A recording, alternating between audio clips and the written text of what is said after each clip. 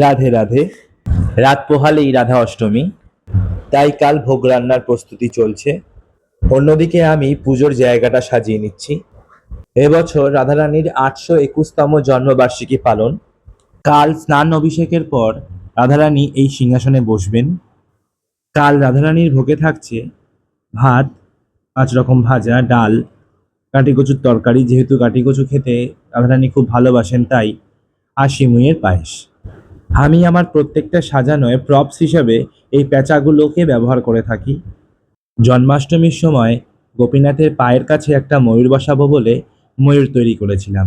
জন্মাষ্টমীর ভিডিওতে সেই ময়ূরটাকে আপনাদের ভালো করে দেখাতে পারিনি, তাই রাধা অষ্টমীর সময় ময়ূরটাকে ঠিকঠাক মতো বসিয়ে আপনাদেরকে ভালোভাবে দেখাতে পারছি। রাত অনেক হয়ে গেছে, এদিকে আমার সাজানোও প্রায় শেষের মুখে। আপনারা দেখে বলবেন কেমন হয়েছে, আর ভালো লাগলে অবশ্যই লাইক করবেন, কমেন্ট করবেন, শেয়ার করবেন, আর প্রেমের সাথে বলবেন রাধে রাধে।